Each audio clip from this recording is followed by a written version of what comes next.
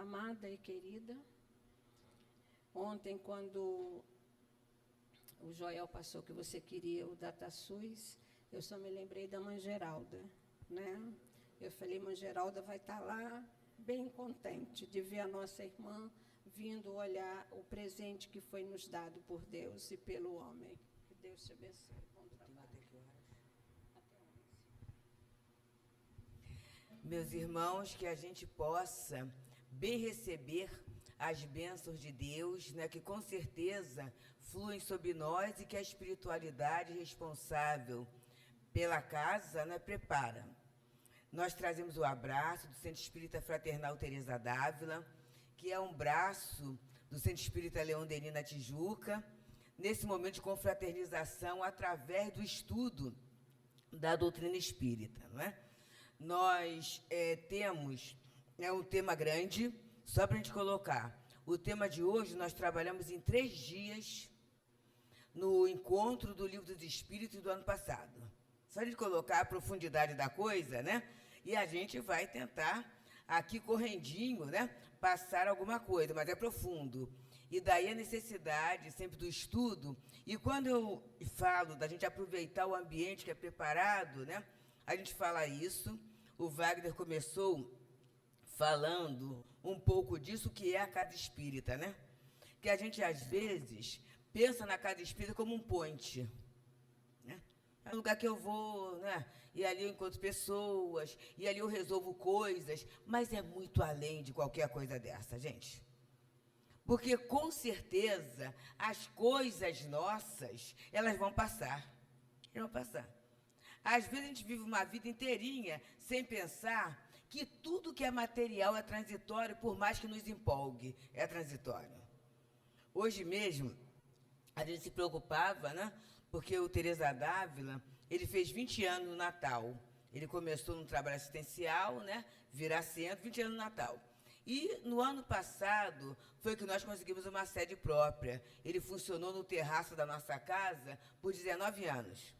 Mas a casa que nós conseguimos, né, de acordo com o plano espiritual, no local que tinha que ser, que o plano espiritual colocava que tinha que ser uma casa na Tijuca, e a gente obedeceu a sua ordenação e tudo, só que a casa precisa de muitas obras. E aí, tal qual, né? Muitas obras, né? E hoje mesmo, uma das salas estava cheia de água, né? Cheia de água. O outro espaço, saiu o pessoal do Café com Fé, também teve que puxar água. E aí, eu fazendo a minha prece particular pela manhã, eu falei assim, Jesus, Teresa, né? Olha como a casa está, né? Cheia d'água. Mas aí, eu ouvi claramente, você não tem a dimensão da movimentação espiritual para a casa espírita funcionar. E aí eu parei, né? Você não vê que está funcionando um trabalho de tratamento espiritual que a casa tem, né? O chamado trabalho de cura, o tratamento espiritual. Tem na quinta-feira uma reunião que é especialíssima, né, que praticamente não existe no movimento espírita, que é a Noite das Consolações, que é o trabalho com os enlutados, né? Está funcionando isso. Hoje mesmo, um Café com Fé. E quando eu olhei lá, né, na hora que a gente já estava lá, meu marido com o pessoal, tinha 14 voluntários lá, preparando os lanches para ir, né? Chegou o pessoal para visita aos lares. Então, observa só, está tudo funcionando, né? E a gente, às vezes, se apega às questões puramente materiais, que são interessantes. Mas, quando eu entro aqui, e Francisco de Assis é um dos mentores lá da casa, né? Um dos patronos, é Teresa d'Ávila, o Birajara, Rafael Francisco de Assis, a gente vê. Eu vim aqui na casa, né, subindo aquela escada íngreme, né, aquela dificuldade, passando pela casa de salgados, alguma coisa assim que alguém fazia, né, e aquele cantinho, aquele cantinho assim, né, as crianças mal tendo espaço para falar, Gente, e o trabalho aconteceu, porque o que fica é o trabalho. O que fica é o trabalho. E a gente que entra na casa espírita tem que estar consciente, ou pode estar consciente, que a gente está usufruindo do trabalho material, sim, mas aí o que eu ouvi hoje não foi à toa, né? Do grande movimento espiritual para que a casa funcione. Porque não é só abrigo de corpos. A casa espírita é abrigo de almas, né? E hoje a gente está trabalhando sobre reencarnação. E sempre foi, né, um aspecto muito interessante trazido, né, Margarida, do doutor Herman, né? Ele sempre trouxe isso, a valorização da reencarnação. A valorização. E aí a gente vê que é um objetivo, a gente está encarnado para quê? Só para progredir. Só para progredir. Esse é o objetivo. A gente tem um corpo, a gente tem recursos para progredir. Só para progredir. É esse o foco da nossa vida.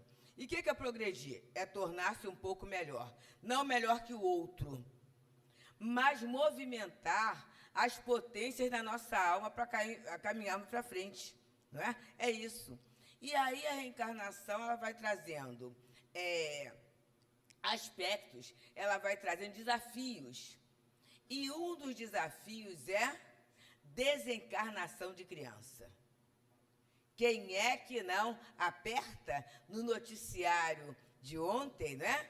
Em que o avô, né? Quer dizer, o avô conseguiu sobreviver, mas a criancinha ficou soterrada lá em Petrópolis. Sempre dá um aperto no coração, né? Ai, e agora?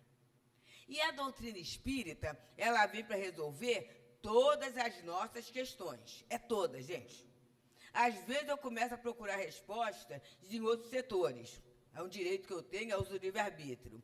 Mas a doutrina espírita, ela traz, e por isso, assim que eu cheguei, porque assim, da linha amarela até chegar aqui, vocês imaginem, né? Até as pessoas não querendo dar informação de mas aí quando chegou ali na esquina, 3 pessoas falaram assim, que eu pensei assim, né? Eu falei assim, Francisco, me ajuda a ir para o lugar certo, que eu estou em cima da hora. Aí apareceram 3 pessoas que deram a informação e eu cheguei, né? Graças a Deus. Mas observa só, gente, a gente vai tendo essas surpresas para encontrar respostas, né? Para ter respostas diante da vida. E uma das respostas é, por exemplo, por que o avô ficou e a criança foi? Passa pelo imaginário de muita gente, pela indagação, né? Logo novinho, que poderia fazer tudo, né? E aí o idoso, por que fica? E aí a gente começa a trabalhar a questão do sentido da vida. E uma das questões é... Eu estou errada. Eu sou ruim nisso, gente. Hã? É para cá. Pois é, porque eu não sei. Eu sou danada nessas coisas. É que eu fico querendo ler o que eu mexi. Hã?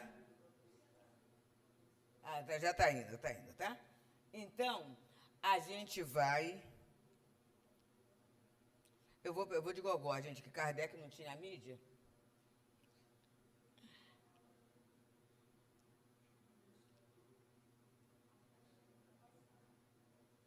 Tá voltando, né? Eu vou nas coisas. Então, vamos lá. Não, mas que isso não é mais importante, não. Kardec não tinha mídia, gente. Bobagem. Não, então, tá ótimo. Se puder.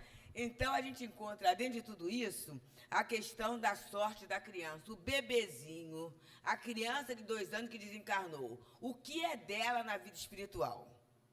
Será, e aí o Evangelho fala, quando diz desencarnações, né, mortes prematuras, né? Coloca o primeiro capítulo, a primeira frase é essa. Quando a morte leva sem nenhum critério. E a gente pergunta, a morte tem critério? E olha só, eu vou só fazer um parêntese, tá, gente? Que algumas pessoas podem pensar assim, ela está falando porque ela não sabe o que é essa dor. Eu sei o que é essa dor. Eu sei o que é essa dor. Então, eu não estou falando de uma teoria, de uma historinha que eu estou lendo, de um romance que eu estou falando, de quem viveu essa dor, e eu posso falar o que a doutrina espírita é, o recurso que é. Né? Eu estou falando de quem viveu essa dor e estuda, né? E a gente estuda, através da ciência, através da psicologia, as fases do luto. Então, eu estou falando de alguma coisa vivida que eu sei. E aí, a doutrina espírita dá o quê? Direção. Então, valeu muito mais eu investir no conhecimento espírita do que talvez em viagem, shopping, distração, porque distração leva à ilusão, e ilusão não consola ninguém. A ilusão, eu posso estar aparentemente sorrindo, mas dentro de mim eu fabrico um câncer. Eu fabrico uma questão qualquer porque o trabalho não foi elaborado, né? E a doutrina, ela ajuda a gente a ir elaborando nossas questões. Então, a gente começa, e pode ir passando, meu amigo, por favor. Vamos lá, que isso aqui é o título, A Morte na Infância. E aí a doutrina fala qual é a causa de alguém desencarnar na infância. E quando eu falei em objetivo da vida, e o objetivo é progresso, né? A gente vai estar diante de 3 situações. Primeiro, complemento de uma existência que foi precocemente interrompida. E quando fala precocemente interrompida, a gente pensa que é só pelo suicídio, mas não é só pelo suicídio direto, não. Pelo suicídio indireto. Por uma questão circunstancial de momento, de situações. Ou a gente acha que todo mundo que está morrendo lá na guerra, na explosão, estava todo mundo planejado. Uma grande maioria, sim. Mas muitas vezes naquele pacote vai alguém. Vai alguém. Pela imprevidência. Muitas vezes a imprevidência dos pais. Né? Porque muitas vezes eu invisto muito na formação intelectual para formar homem de bens. E eu invisto pouco na questão moral, que é formar o homem de bem. E aí, de repente, né, aquela criança que fica sozinha o tempo todo porque eu preciso ganhar dinheiro, né, ela fica sozinha. E aí, ela acende um gás, né, ela usa uma questão elétrica, ela vai ter uma situação dessa e desencarna ali. E, na verdade, desencarnou com quanto? Né? 3, 4 anos. Mas, de repente, a sua vivência era até os 10, 15. Vamos dizer assim. Então, a existência pode ser pelo suicídio direto, pelo suicídio indireto, mas, muitas vezes, pelas questões das distrações, das imprevidências que a gente assume diante da vida, da responsabilidade, né? Pela dificuldade... Na quinta-feira passada, veio uma página de Rafael, que é um dos espíritos diretores lá do Teresa d'Ávila. E ele falou o seguinte: entre o problema e a solução existe a decisão. E a decisão está relacionada ao livre-arbítrio, à maturidade, né? Nem sempre eu sei ter a melhor decisão, a melhor escolha, tendo em vida a minha vida como espírito imortal. Às vezes eu escolho porque todo mundo acha, né? Sabe aquelas festas? Vou falar o seguinte, que a semana passada teve uma página assim, do Rodolfo Caligares, né? Eu me endivido toda para fazer aquela festa de 15 anos. E aí, se a minha criança, minha jovem, né, estuda numa escola particular, eu deixo de pagar a mensalidade e não vejo o vexame que a criança vai passar. Eu estou falando de verdade, tá? O vexame que a criança vai passar na hora em que ela é impedida de fazer a prova porque a mensalidade não está em dia. Mas eu fiz a festa, eu mostrei para todo mundo que eu podia, né? Mostrei, contratei um DJ, tchau, né? Teve atração, 3, 4 roupas, acabou com a bateria da escola de samba, essas questões todas da festa, né? Olha só, a decisão que eu tomei foi por amor a meu filho ou foi buscando o prestígio social, a visão social que aquilo daria, né?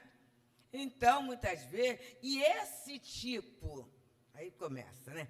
Esse tipo de marca para o espírito. Aí, daqui a pouco, é aquele adulto que cresce e fala assim: detesto festa, ou melhor, detesto convivência, detesto negócio de muita gente. E aí, mas por que, fulano, né? Você deixou uma marca ali. Uma marca que, muitas vezes, por vergonha, por timidez, a criança, ó, engole. Ela não fala. Mas ela engoliu materialmente, né? Porque a marca no espírito está ali feita. Então, tomar decisões, né, gente? É uma coisa séria. E aí, muitas vezes, a criança, a existência dela, e não vamos falar só na existência material, né? A existência moral dela é comprometida por decisões que são mal tomadas por aqueles que teriam a obrigação de velar por ela, né? Então, são coisas que acontecem. Pode passar mais, professor. Uma outra questão também é que, muitas vezes, né, essa existência é interrompida para a criatura não fazer mais bobagens. E aí é misericórdia. Ele olhou para mim, né? Olhou, é isso aí, né? A gente, às vezes, vai fazendo tanta bobagem, que se a gente continuar a fazer bobagem, vai comprometer a vida, então é interrompida. Napoleão Bonaparte, a questão de Santa Helena, a interrupção da vida dele, foi porque ele era um missionário, gente. Ele veio preparar o campo, né, para que viesse a doutrina espírita, para que Kardec tivesse uma França preparada. Só que ele entendeu que a preparação era no sentido material, o aumento de território, no sentido bélico. A gente reencarna, faz a confusão mesmo. E dentro dessa confusão, ele começa a ser o quê? Ele chega, né, ao desplante, ao disparate, de se sagrar imperador, né? Imagina. E aí, para que ele não fizesse mais bobagens, ele vai para Santa Helena. Quando ele fica lá, ele entra numa depressão profunda e acaba desencarnando. Então, muitas vezes, a gente desencarna antes por misericórdia, para não se prejudicar mais e para não prejudicar a vida do outro. E isso leva a uma reflexão, né? Como é que eu estou organizando a minha vida? Como é que eu estou organizando a minha vida? Porque muitas vezes eu acho que eu estou muito bem, que eu estou olhando só para o meu umbigo. Mas à minha volta, como é que estão as pessoas? Como é a minha presença junto às pessoas? Eu sou aquela pessoa que chega, o pessoal assim, ai meu Deus, chegou. E eu sou motivo de preocupação, sou motivo de constrangimento para o outro. Eu tenho que pensar nisso, né? Porque muitas vezes a minha presença, ela é um prejuízo social, moral, né? Espiritual. É para a gente pensar. E aí ele coloca que uma das causas é provação ou expiação para os pais, né? Porque pai, mãe, mais alguns, mas pai e mãe sofrem muito, né? É uma dor que não pode ser desprezada ou menosprezada. É uma dor muito grande, né? Você que programou. Qual é a programação da nossa lógica? A gente pensa em preparar a gente desencarnar e eles ficarem, né? Quando a vida muda, inverte o nosso prognóstico, é uma dor muito grande. É uma dor muito grande. No processo que nós passamos, eu tive contato com centenas de pais e mães, né? Mas bem mães, né? E aí tem até um outro aspecto que eu não posso deixar de falar. Nós, mulheres, por maternarmos, a gente acha que o filho é só nosso. E quando há desencarnação, a gente acha que a dor é só nossa. Assim, dor de mãe é uma coisa indefinível. A gente acha isso. Só que eu e o marido, e aí Margarida aí testemunha disso, eu e o marido, né? Nós sofremos juntos. O meu marido, em uma semana, perdeu 7 quilos. Mas a gente estava vivenciando a dor juntos. A gente fazia caminhada junto, a gente orava junto, a gente chorava junto mesmo. Mas em alguma... Por quê? A gente aprende, né, essa questão do casal. A doutrina espírita aprende a questão do casal, né? A questão do casal. O filho é do casal, né? Mas, nesse meio tempo, eu tive contato com muitas outras mães. E aí, há uma fala. Como é que Jesus fala não julgueis? Porque é muito sério. Há uma fala assim, né? Covarde do marido que abandonou a mulher. Porque vai chegando, e muitas delas ficaram sozinhas, né? Ficaram sozinhas. E aí o julgamento social, tá vendo? Ó, o marido abandonou. O marido abandonou porque não aguentou. E ele não aguentou por quê? Porque ele teve 2 perdas. Além de perder o filho, ele perdeu a mulher também. É uma dor muito grande. E a gente conseguiu conversar com algumas pessoas, até rever, graças a Deus, né? A gente tem uns 4 casos em que houve a reversão do processo, porque aí você agasalha a dor só para você e você não permite consolação. E você não permite acolhimento. E, nesse momento, o seu parceiro que está passando a mesma dor que você, é esse que é capaz de te acolher, gente. Porque o filho é também dele. É esse que é capaz de compreender o que está doendo em você, porque está doendo nele também. Então, você se abre, né? Quando a gente se abre para a consolação, porque tem a frase de André Luiz, tá? Deus ajuda o homem através do próprio homem. Então, a gente às vezes sofre, sim, mas a gente não aceita a consolação. A gente sofre, sim, mas a gente não é veículo de consolação para aquele outro que está sofrendo também. Percebemos o fluxo, gente? E isso é uma prova, por quê? Porque a gente vai ter que trabalhar o egoísmo, né?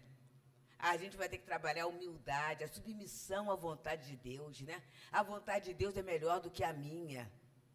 Então, são trabalhos, ainda eu cheguei aqui, só ouvi a palavra terapêutico, mas adorei, né? São trabalhos terapêuticos que a gente vai passando, vai submetendo. E aí, em qualquer fase, tá, gente? É desde a fase, mas aí desencarnou pequenininho, não é nada disso, não. A pessoa que sofre o aborto espontâneo é a mesma dor. É a mesma dor. Mesmo aquele aborto em que não é possível fazer um sepultamento. A dor é igualzinha. É igualzinha. É uma prova para os pais. Vamos lá? Um pouquinho mais? E aí, qual é a situação, né? Qual o futuro de quem desencarna em ter idade? Kardec fala aqui. Vai recomeçar uma nova existência. Isso é fantástico, né? Imediatamente ou não, depende do programa. Alguns espíritos ficam um tempinho, o meu já está, né? Já está há 20 anos lá no plano espiritual, acolhido, trabalhando com enfermagem simples, né? E aí foi falado que evangelização, e é fundamental isso, porque a evangelização na nossa casa funcionava como feijão com arroz. Não era só aulinha na casa espírita. A gente ia, né? Trabalhando, né?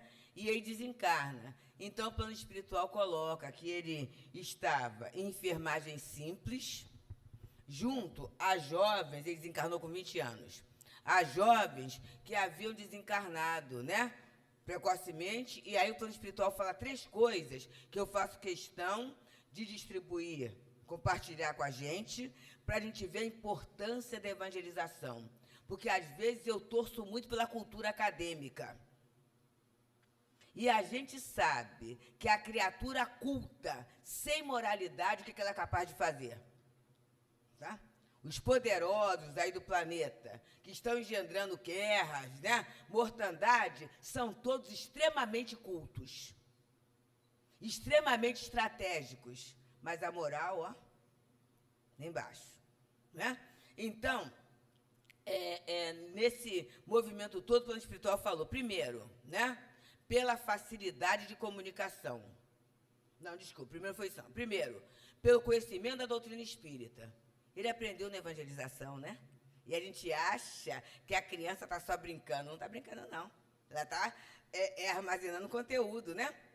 Então, conhecimento da doutrina espírita. Segundo, pela facilidade de comunicação. E terceira, pela grande alegria. E ele, muitas vezes, em reunião mediúnica, lá no CELD, aparece ele, sempre foi muito gaiato, né? Com um capuchinho daquele de enfermeiro antigo, com uma cruzinha vermelha. Aí o pessoal até ria, né? Porque, às vezes, o doutrinador está conversando com aqueles espíritos e não consegue grande coisa. Aí, daqui a pouco, fala assim, peraí, tem um carinha aqui falando umas coisas interessantes. É ele. Que está conversando, que está levando. Então, vale a pena investir na evangelização, gente. Vale a pena. Que a gente não tem aquela ideia que é falsa. É falsa. Meu filho está estudando muito, não pode vir ao centro espírita. Ontem, eu dormi um pouquinho mais tarde, o Trigueiro, né? Isso está indo para YouTube, que eu estou falando? Ah, mas eu vou falar, depois se o YouTube quiser cortar, me corte. O André Trigueiro, lá na Globo News, né, na Cidade de Soluções, ele trabalhou a primeira parte do vício digital, né, que é uma coisa muito séria, né? Essa questão da tela, da pessoa estar viciada na questão da tela, né? Inclusive, até, eu não sabia disso, acelerando os TDAHs. Então, se eu tenho um distúrbio de concentração, de foco, e eu tenho essa questão da tela, vai piorando, né? Vai piorando. E aí, qual vai ser esse adulto? Então, ele trabalhou a primeira parte, e a semana que vem, no programa, ele vai trabalhar a segunda parte sobre essa questão, né? Porque aí eu falo assim, ele não pode evangelização, porque ele está muito cansado, estudando muito, mas ele vai ficar em casa na tela. Vai ficar em casa na tela, jogando. Por enquanto, joga de graça. Daqui a pouco não vai ser de graça. Eu tenho amigos, né, colegas, em escolas particulares top, né? Top, que eu digo do ponto de vista social, em que as crianças, os jovens, jogam com perfil falso. Então, observa, se ele já está se viciando agora nesse jogo, né? Mais tarde, ele vai jogar família, ele vai jogar a casa, ele vai jogar tudo que ele tiver, né? Porque o vício vai chegando ali. Então, cuidado, né, gente, da questão da educação. Então, desencarnou, vai recomeçar uma nova existência. Aí, a gente vai entrar nessa segunda parte, que é sexo nos espíritos. É muito interessante. Eu falo que o estudo é estudo mesmo, né? Então, uma coisa é sexo nos espíritos, outra coisa é sexo dos espíritos. Quando fala sexo nos espíritos, nos é em os. Nos é a contração, né? Da preposição em com o artigo definido masculino plural os. Então, pois é, lembra disso? Pois é, né? Então, sexo nos espíritos é uma coisa, sexo dos espíritos é outra. Eu estou falando isso, gente, porque ainda há pouco o Wagner falou da questão do estudo por internet, né? Tudo bem. Mas nós tivemos lá na Casa de Tereza uma palestra feita pelo Moisés, tá? Moisés é da Rádio Rio de Janeiro, né? É amigo lá da Casa de Eurípides Passanufo, ele fez. E ele falou uma frase que a gente vai botar escrita, porque é muito importante. Ele fala assim, a doutrina espírita, ela está nos livros, não está nas pessoas. Isso é uma frase séria, porque aí as pessoas na internet falam coisas erradas doutrinariamente. E aí, se eu acompanho só isso e eu não pego o livro, eu fico com uma ideia errada e vou tomar uma decisão errada, né? Então, sexo nos espíritos. Aí, aí Kardec fala, tem sexo nos espíritos? E aí ele coloca, não como entendeis, paramos aqui. Como é que a gente entende sexo? Pela morfologia. É muito interessante, gente. Só pela parte exterior, né? Até pouco tempo se colocava sexo, né, nos caracteres sexuais primários e secundários e acabou. Que caracterizava menino e menina. Até pouco tempo, não. Ainda tem gente com essa cabeça, né? Infelizmente, tem gente que ainda caminha por essa bobagem, né? Que tem até, às vezes, ingerência em determinados setores e fala uma questão dessa. Por quê? Lá de fora. Mas vamos pensar, gente, nós, encarnados, a gente é a casca ou é o fruto? A gente é o fruto, né? A gente é o lado de fora ou o lado de dentro. O lado de fora engana muito, gente. Não é? Quantas vezes você vê aquela criatura? Tinha até uma expressão que minha avó falava. Por fora, a bela viola, por dentro, o bom bolorento, né? Às vezes a pessoa está dando gargalhadas, mas por dentro está destroçada, né? Às vezes a pessoa está bem vestida, está linda ali, mas por dentro é um miserável emocional, né? É um miserável emocional. Eu, no outro dia, na atividade física, eu ouvi uma pessoa. Essa pessoa, ela é aposentada do judiciário, tem uma situação muito confortável financeiramente, a família, E ela falava, e me chamou a atenção, da depressão do domingo à tarde. Eu nunca pensei que ela falaria isso. Ela é muito arrumada, muito bonita, uma pessoa assim.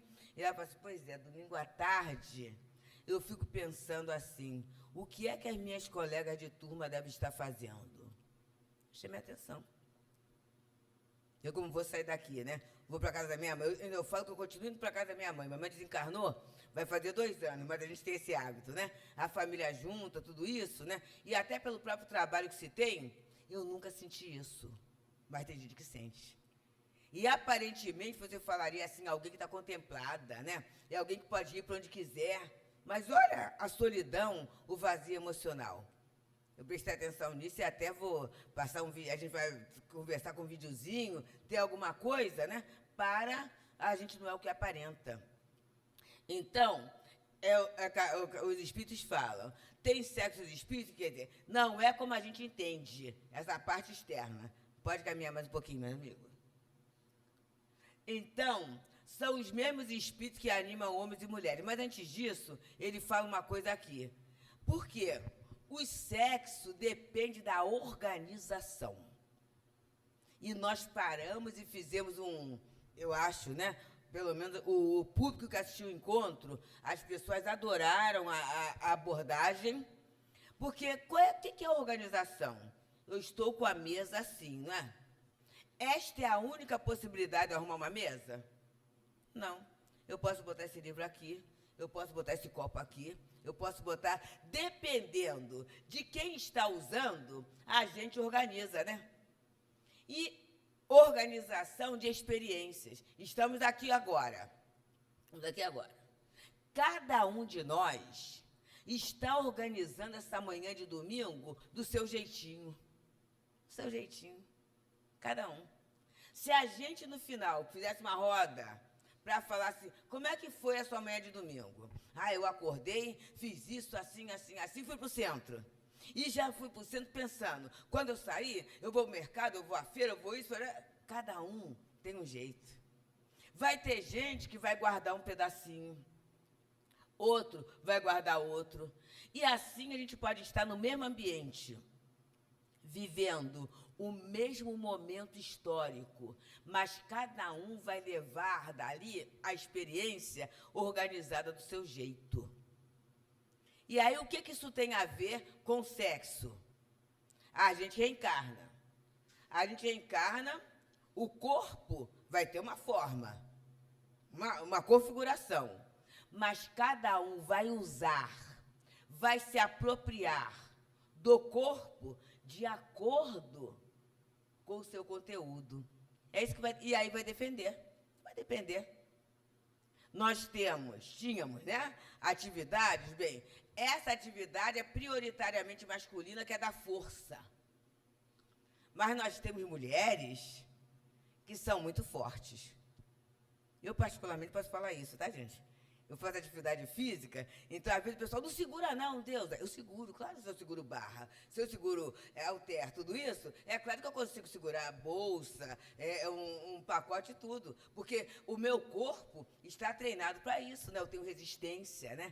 Eu tenho resistência, tenho respiração, tenho tudo isso. Sou mulher, estou reencarnando no corpo feminino, mas tenho força. Tem alguns homens, por exemplo, que são reencarnados no corpo masculino, o músico, um musicista, ele não deve fazer atividade de força, não deve fazer.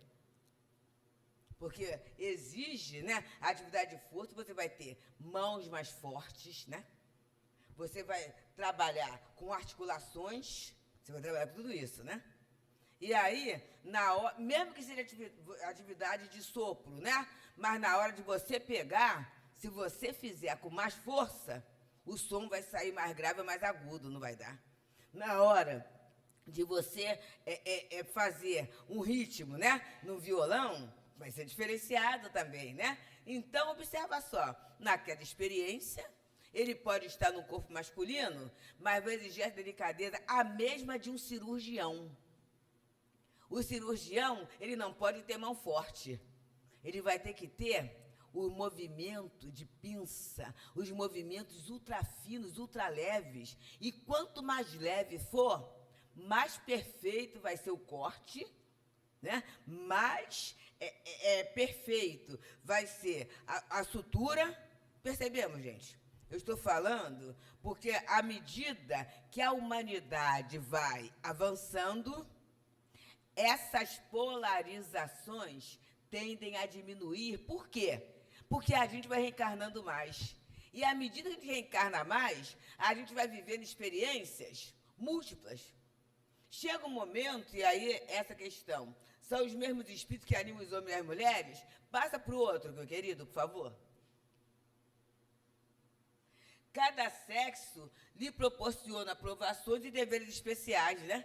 Então, quando eu reencarno como mulher e abraço a maternidade, eu terei experiências relacionadas àquela área.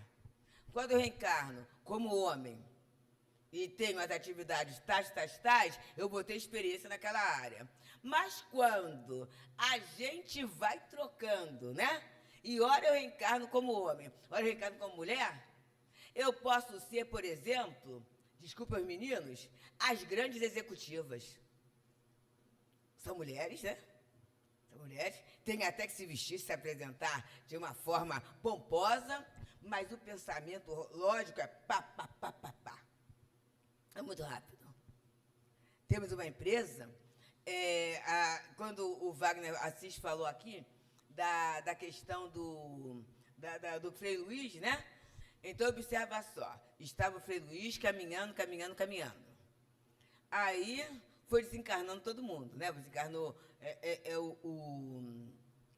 o Gazola, foi desencarnando. Aí, quem pegou a direção assim, né? E quase sempre quem pega a direção de cada espírito é assim, gente, é no susto. Porque se pensar, não pega. É no susto, né? Aí, pegou o Wilson. E o Wilson, o que ele é, né? O que ele foi? Executivo da White Martins, né? Ele, Berenice, foi secretária executiva da White Martins, né? Aí teve uma companheira, eu sempre esqueço, eu falo que é criminéstra, mas não é. É uma companheira lá, que era também uma das executivas de lá. Quando a pessoa aposenta, o que acontece, né? Esse profissional que é muito requisitado, a pessoa, se não tiver uma atividade, a pessoa entra numa situação difícil, né?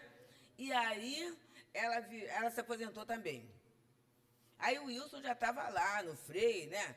Aí ela virou assim, olha, pelo menos um dia na semana eu tenho que trabalhar de manhã até a noite porque essa é voluntária. E ela trabalha de domingo a domingo. Quem conheceu o Frei Luiz antes e vai lá hoje, é por isso. A estrutura física toda mudou, né? A questão dos bazares é ela, olha só ela. Então, os bazares divididos, é tudo. Observa só. É um trabalho que seria para um executivo, né? Mas ela faz aquilo e ainda tem tempo. A gente chega lá, né? É abraçada, tem carinho, aquela coisa toda, né? Que é a porção feminina, né, da atenção, do cuidado, tudo isso, mas observa só, ela conseguiu fazer, num período de 1 ano e pouco, o que outras direções não conseguiram. A cabeça dela, inclusive, no ajuste financeiro, tinha uma padaria, que seria uma fonte de renda para casa. No instantinho, ela viu que não era. Pelo contrário, é uma fonte de gasto, acabou com a padaria. Olha a decisão. Não seria uma decisão masculina, dentro do quadradinho aí que as pessoas colocam? Mas olha a visão que tem, né, de gestora. É isso. Ela aprendeu isso nessa encarnação?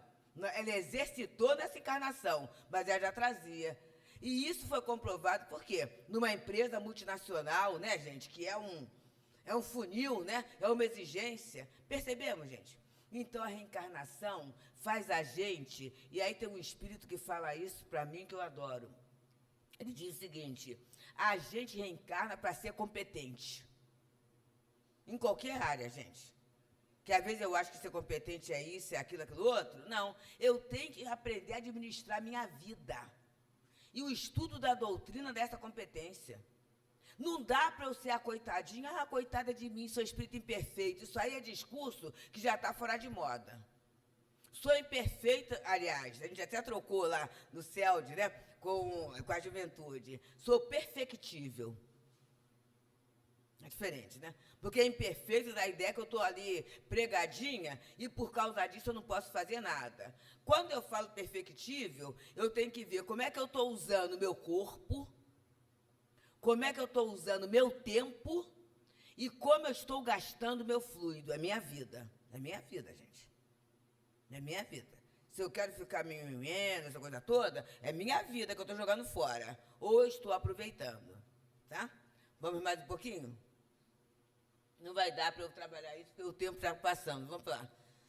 Ai, meu Deus do céu. É sobre a homossexualidade, né? Que é exatamente o quê? Vamos passando. Não vai dar tempo de eu ver isso. Não dá. Ai, meu Deus do céu. Não dá, não dá. É interessantíssimo, mas não dá tempo. Vai ficar por aí. Vamos lá? Vamos lá, mais um pouquinho? Não dá, que pena.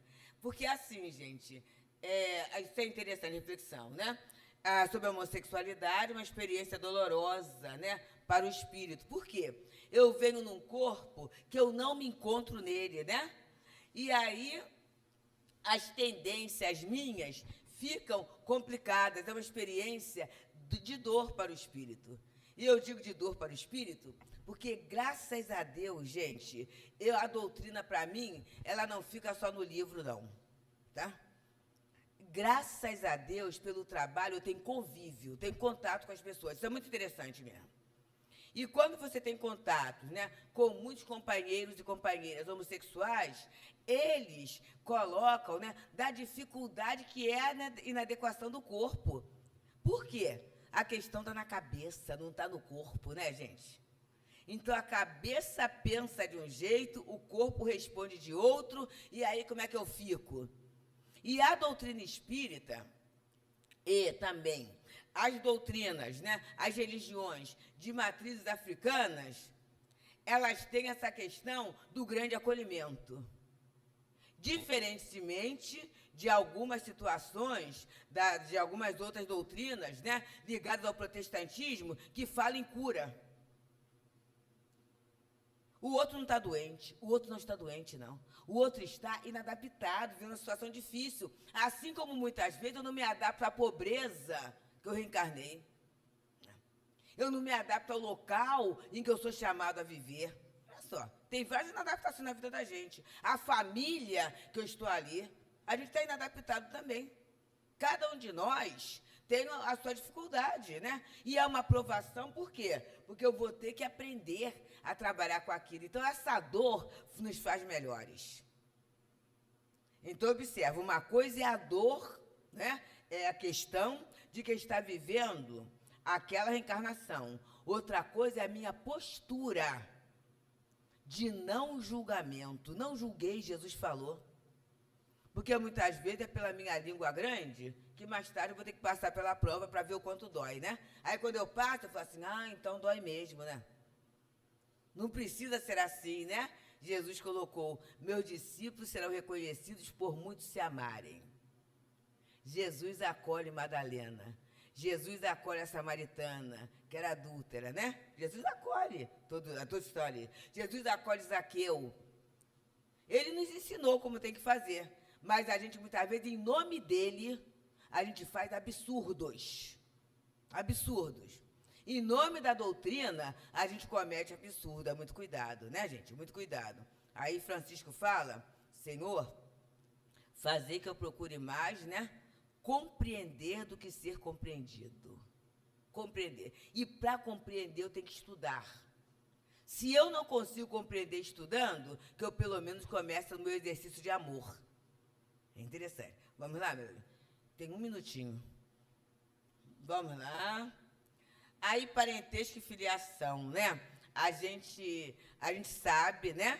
Como se constituem as famílias. É um grupo de afinidade. Mas eu não acredito. Afinidade com aquele pessoalzinho. Olha só, gente. Necessidade também é afinidade. A gente necessita conviver com aquela pessoa que nos contraria, que pega no nosso pé. A gente precisa aprender a conviver com a pessoa. E a coisa é tão séria que quando essa pessoa desencarna, a gente chora. Mas não era tão ruim, então desencarnou, melhorou. E aí eu vou contar só um fato, tá? aquela pessoa, né? Aquela pessoa tinha... Era mãe, né? A mãe e o pai pegavam no pé dela, né? E nós estudamos juntas. E aí, quando ela... Assim que ela se formou, e naquele momento, a gente já se formava com emprego na nossa formação, ela sempre falou assim que eu receber o dinheiro, eu saio de casa. Ela saiu. Eram 3 meses de salário, era um salário bom na época, né? E aí ela saiu de casa, foi morar sozinha. E no que ela foi morar sozinha, ela ficou, na verdade, 30 anos sem contato, né? Com ninguém, porque ela não era a família dela, era o patinho feio. E ela cresceu na vida acadêmica muito boa. Aí um dia ela foi lançar o livro dela, lá na Travessa, né? Na livraria Travessa. E ela queria que eu estivesse, eu estava no Leão Denis. E eu falei assim, fulano, eu tô... Não, pode deixar, Deusinho, eu pego você lá e a gente desce. E aí, quando ela chegou no Leão Denis, alguém falou, né, que eu estava lá no subsolo, que era a gráfica, conversando com o Altivo. E ela foi. E aí ela falou assim, cheguei eu, né, brincando, cheguei eu, né, o patinho feio, né, na família. Aí, no que ela fala isso, doutor Erma se aproxima do Altivo e fala assim, fala assim, realmente, você não tem nada a ver com a família que você tem agora. Por quê? Olha a expressão. Por não valorizar a família, foi cassado a você o direito de reencarnar dos seus amores. Porque tudo que a gente não valoriza, a gente perde o direito. Agora, trate de valorizar esses que você está agora, porque senão vai ser mais difícil. E aí, aí o Altivo deu para ela um evangelho, né? Eu dei um livro dos Espíritos para ela de presente, ela saiu muito impressionada, teve lá tarde, noite de autógrafos, tudo isso, né? Como é boa leitora da área de jornalismo, ela leu o livro dos Espíritos numa madrugada, né? E o Evangelho, porque tem facilidade de leitura, esse espírito pessoal, que fala muito aí, eles leem um bocado, né? Aí leu aquilo tudinho muito rápido. Aí, tudo bem. Quando ela fez 31 anos, ela alugou, né, um Monte Líbano, né, alugou ali, e fez uma festa. Uma festa, né? E ela falou assim, eu quero que você esteja comigo, Deusinha, a gente é amiga, né? E aí ela mandou para todos os familiares, assim, urgente, uma tarja vermelha, era o convite para a festa. E aí vocês precisavam ver, gente, ela assim, né, parada, eu estava do lado dela, ela estava muito segura, e aí entrava o pai, a mãe, todo mundo muito estranho, porque as pessoas achavam que ela ia dar notícia que estava com uma doença mortal, né? Né, para ser urgente, com a tarja vermelha, né? Imagina. E aí foram entrando assim, os cerimonialistas, né? Colocando nos lugares, que estava tudo nos lugares marcadinhos, né? E todos os sobrinhos, os irmãos, todo mundo num estranhamento muito grande. E aí ela criou um texto, ela fez um texto. E no texto, ela falava em que cada uma daquelas pessoas tinham construído, ajudado, para ela chegar ao ponto que ela chegou, uma pessoa pública. E foi falando. E foi um choro. A gratidão pela mãe, a gratidão pelo pai, a gratidão... E foi um choro, assim, geral, né, aquilo tudo. A partir daí, ela passou a se relacionar com a família, até ajudar em determinadas questões, né, tudo isso. Olha só que interessante. Então, parentesco e filiação. Eu vou encerrar com 2 quadrinhas. Uma é assim, ó. Parente que lembra o malho, que te malha noite e dia, é o que mais te dá trabalho e mais te beneficia. Né? E tem a outra, que é de Casimiro Cunha, que era um poeta fluminense não é o time não, tá, gente?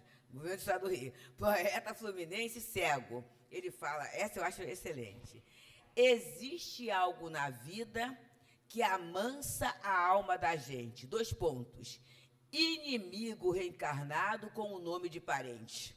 É isso, né, gente? Então, que a gente possa, sobre a bênção de Jesus, com o carinho de Francisco de Assis, abraçar esses parentes, esses pais, tudo isso, e saber que é na vivência, não é na teoria só, é na vivência que a gente ganha competência. E é ganhando competência que a gente evolui. Que o Senhor Jesus possa continuar nos abençoando e paz e bem para todos nós.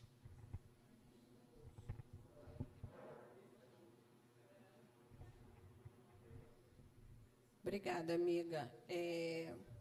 Ficaríamos aqui bastante tempo, né? Porque